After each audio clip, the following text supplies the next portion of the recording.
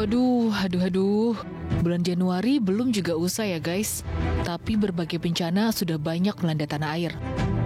Yang bikin menyedihkan lagi guys, bencana alam itu banyak menelan korban jiwa.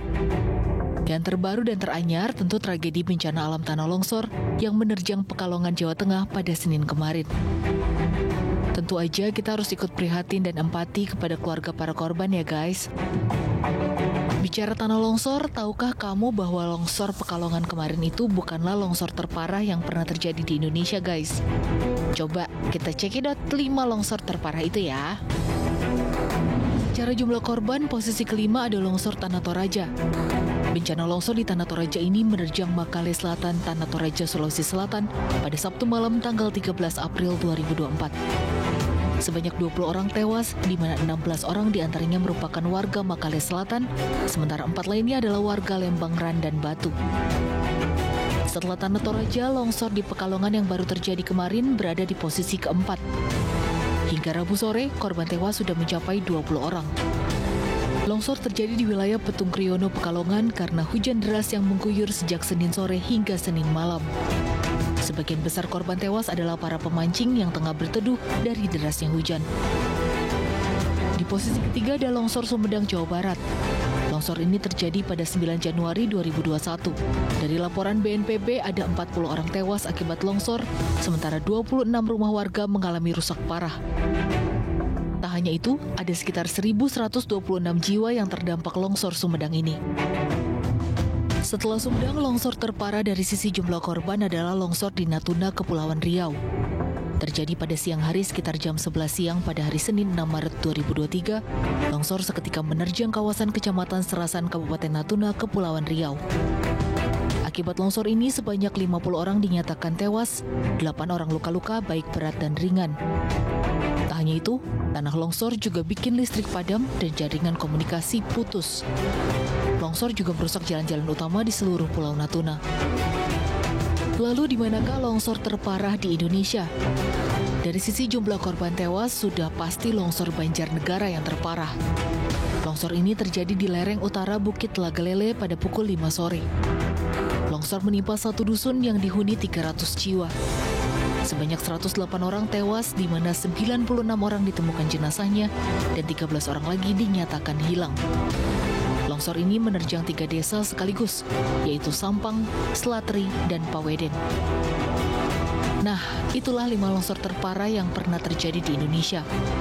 Semoga kita semua senantiasa berada dalam lindungan yang Maha Kuasa ya guys. Terhindar dari segala macam bencana, baik darat, laut, dan udara. Amin, amin, amin.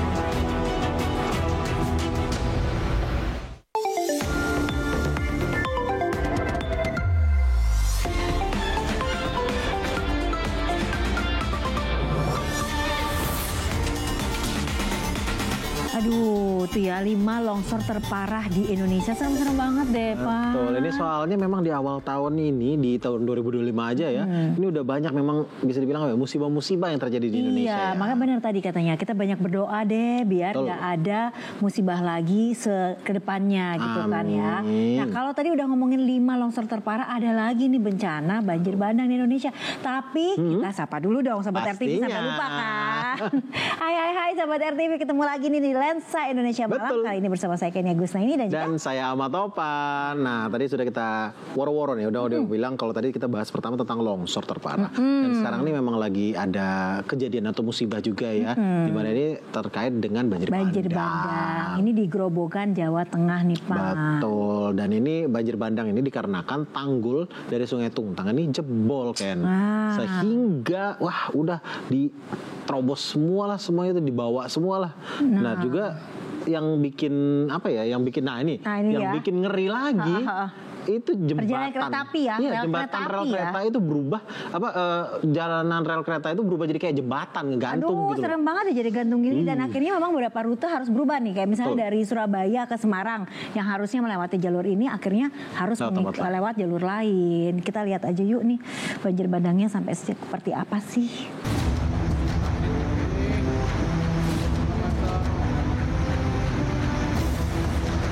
Ini bukan wahana uji adrenalin ya sahabat. Ini adalah rel kereta api di Gubuk, Grobogan, Jawa Tengah. Jebolnya tanggul Sungai Tuntang menggerus dasar jalur kereta api dan berubah menjadi sungai dadakan. Rel kereta sepanjang 100 meter pun menggantung tanpa penahan. Karena berbahaya, jalur ini ditutup sementara. Setidaknya ada 4 kereta api barang dan 1 kereta api penumpang yang tertahan. Perjalanan kereta api Semarang-Surabaya dan sebaliknya dialihkan melalui jalur tengah melewati Kedung Jati. Rabu pagi, jalur rel mulai diperbaiki. KAI Daob 4 Semarang menurunkan puluhan ton batu kricak sebagai pengganti penyangga rel kereta api yang tersapu banjir.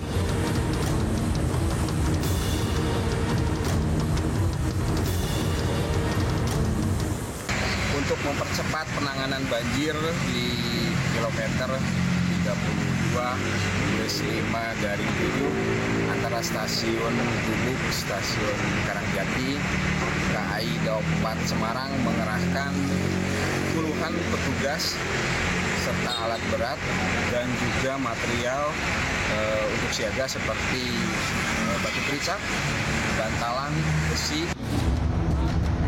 Meskipun banjir di Sungai Tuntang sudah surut, namun beberapa perjalanan kereta yang melalui jalur Gubuk, Karangjati masih dihentikan atau dialihkan ke jalur lain. Kondisi rel ambles semua wes. Dari Grobogan, Jawa Tengah, Aji Pasaluka Dinata, RTV.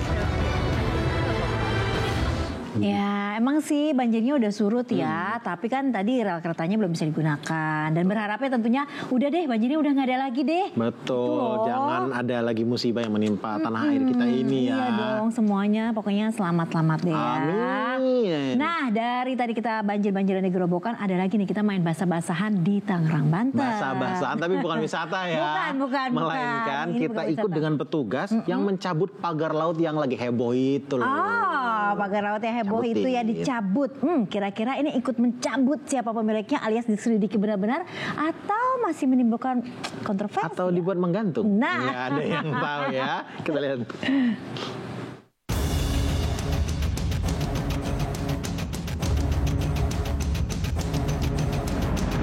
Setelah kisruh sejak awal Januari, akhirnya pemerintah satu suara, yaitu membongkar pagar laut. Ada 2.000 personil gabungan dari KKP, TNI AL, Bakamla, Baharkam, dan nelayan yang ikut serta dalam proses pencabutan pagar laut di Tangerang, Banten, Rabu pagi. Yang turun juga nggak sembarangan. Aneka alutsista milik TNI ambil bagian agar proses pembongkaran berjalan lancar. Rabu ini sudah 5 km pagar laut yang dicabut. Proses ini akan dilanjutkan esok hari hingga semua pagar tercabut. Nah, sahabat, setelah proses pencabutan ini selesai, mari kita akan menantikan bersama-sama bagaimanakah proses penindakan terhadap oknum yang bertanggung jawab terhadap adanya pagar laut yang ilegal ini. Nelayan sekitar menyambut baik pencabutan pagar laut ini. Adanya pagar laut membuat kegiatan melaut mereka di pesisir Tangerang terhalang. Laut yang seharinya ongkosnya itu konsumsinya 100.000 sekarang 300.000. Dapat ikannya cuma 50.000. Rugi dong saya. Biasanya berapa, Bang? Ya kalau biasanya kita melebihi dari target 500.000. Tapi kalau adanya pemagaran ini aksesnya kita semuanya terbendung. Konsumsi kita 500.000, 300.000, kita cuma dapat 200.000. 300.000 kita rugi. Anak kita nggak makan. Selain pagar laut, kontroversi sertifikat kepemilikan atas bidang laut juga akan ditangani. Pencabutan pagar laut ini tidak serta-merta merusak barang bukti, karena sudah ada peta laut, serta foto-foto yang membuktikan keberadaan pagar laut, serta sertifikat tanah ilegal.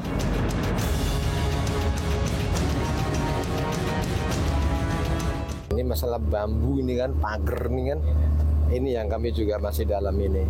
Siapa yang mengaku memiliki itu langsung kami periksa. Mengaku lagi begitu kami press. Nyatanya cuma iya, saya hanya juru bicara lah apalah gitu. Jadi intinya KKP tetap terus akan mencari. Sudah ada lebih dari 537 hektar bidang di pagar laut yang sudah disertifikasi. Mulai dari sertifikat hak guna bangunan bahkan sertifikat hak milik. Terdiri dari 254 SHGB atas nama perusahaan, 9 SHGB atas nama perorangan. Selain itu, ada juga 17 bidang bersertifikat hak milik.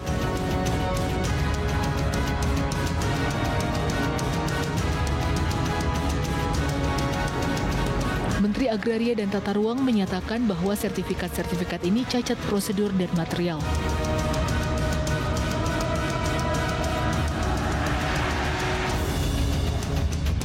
Jadi, Kementerian ATR BPN memiliki wewenang membatalkannya tanpa perintah pengadilan. Temuan ini akan dijadikan bukti memberatkan bagi pihak yang terlibat. Proses hukum pun telah berlangsung. Tinggal kita tunggu saja seperti apa kelanjutannya. Dari Tangerang, Banten, Tim Liputan, RTV. Kasih tepuk tangan dulu ya, keren dong. Akhirnya ya pagar laut di Tangerang dilepas. Betul. Ini kabar baik juga buat para nelayan. Jadi mereka bisa mencari ikan tanpa harus muter-muter cari jalan karena ada pagernya. Betul, tapi juga kita berharap bahwa ini bukan cuma seremonial, bagus-bagusan aja di Mentang-mentang layar lagi, ya. Lagi diliput sana sini terus dibongkar. Jangan begitu dong ya Pak ya. Jangan ya. Soalnya ada lagi Ken. Ini Ada di lagi. Sidoarjo ada temuan baru di mana ini ada hak guna bangunan alias surat HGB di lautan. Luasnya 656 hektar. HGB di lautan. Jangan-jangan ada pagar lautnya juga nih Pak. Nah, belum tahu nih, ada nggak ya? Aduh. Langsung kita lihat deh.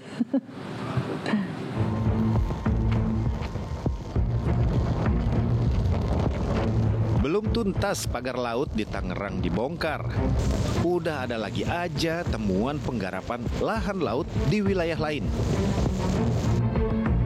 Baru-baru ini di media sosial X @tantowi nemu dari hasil pencarian melalui aplikasi Bumi, aplikasi peta milik Badan Pertanahan Nasional BPN, adanya hak guna bangunan di atas lahan laut seluas 656 hektar di sekitar perairan Sidoarjo, Jawa Timur.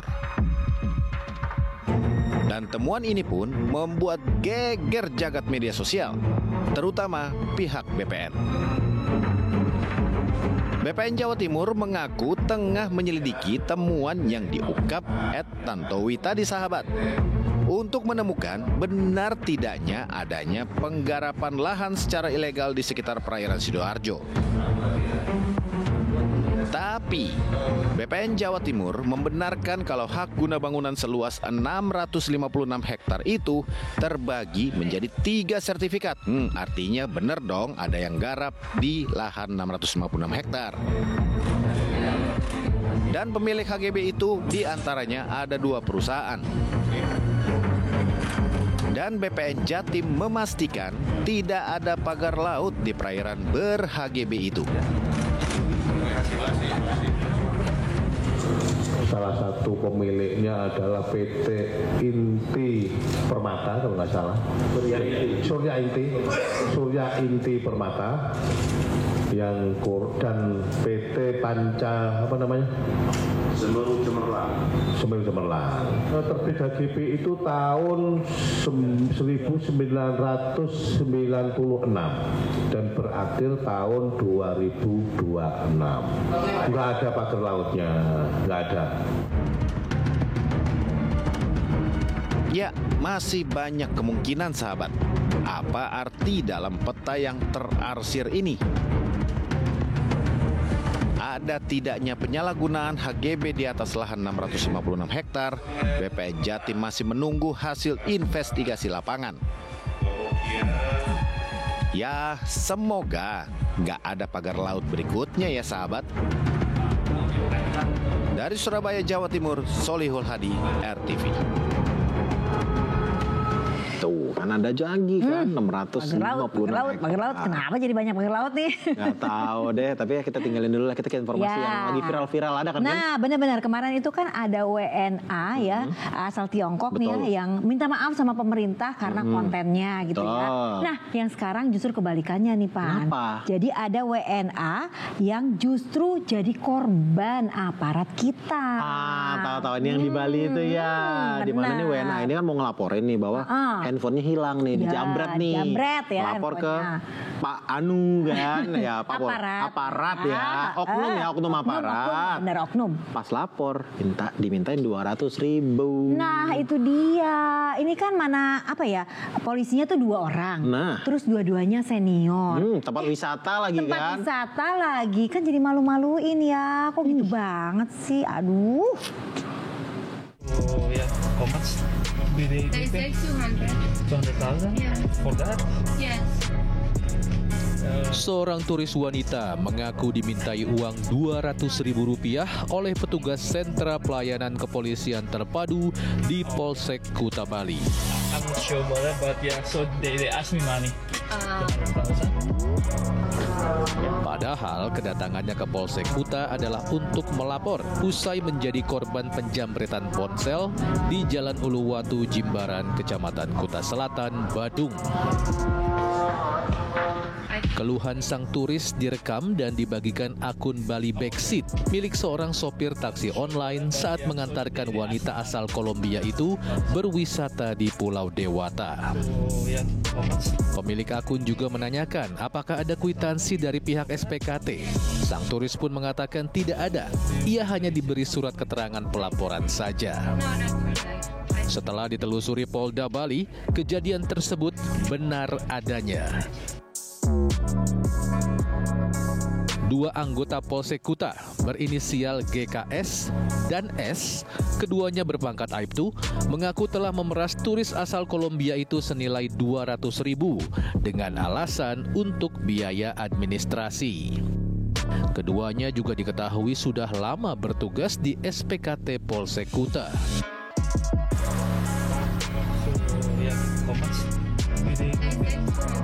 Warganet pun ramai mengomentari video viral tersebut.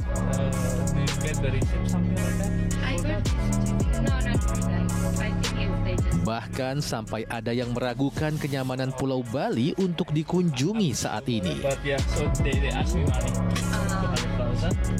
Kini kedua anggota senior tersebut masih menjalani pemeriksaan di Patsus Bitpropam Polda Bali lantaran terindikasi melanggar kode etik profesi Polri. Your report, it will be work for you. Padahal dalam surat Kapolri jelas terdapat poin bahwa setiap pejabat Polri dilarang membebankan biaya dalam memberikan pelayanan di luar ketentuan peraturan perundang-undangan. So yeah, how much did they pay? 200,000? Yeah. For that? Yes.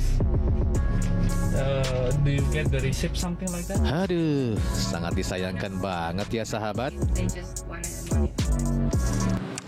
Tuh, akhirnya kan oknum polisinya disidik sama Propam gara-gara hal itu. Tapi ini bukan praduga tak bersalah, berarti karena udah diakuin ya sama aparat kepolisian juga ya bahwa memang benar minta 200.000. Jangan lagi ya Pak ya, jangan ya.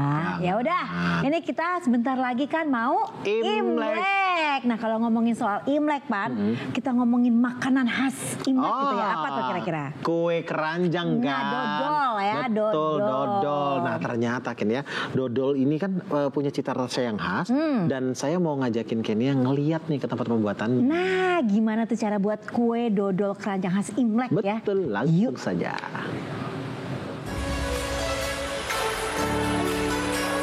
Wah, industri rumahan kue dodol keranjang lagi sibuk-sibuknya nih sahabat. Ya, soalnya perayaan Tahun Baru Cina atau Imlek kan tinggal sepekan lagi. Nih, salah satunya di kota Tegal, Jawa Tengah. Pesanan meningkat drastis, sampai-sampai pemiliknya harus nambah karyawan demi memenuhi permintaan yang datang dari berbagai daerah di tanah air. Para pekerja yang merupakan warga sekitar pun merasa bersyukur dapat pemasukan tambahan menjelang Imlek.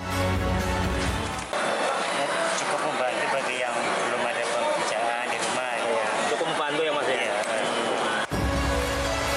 Siapa sangka, omset selama musim Imlek ini, si pemilik bisa dapat sampai 12 juta sehari loh. Tapi lihat deh sahabat, lucu juga ya kuenya warna-warni gitu. Emang ada rasa apa aja ya?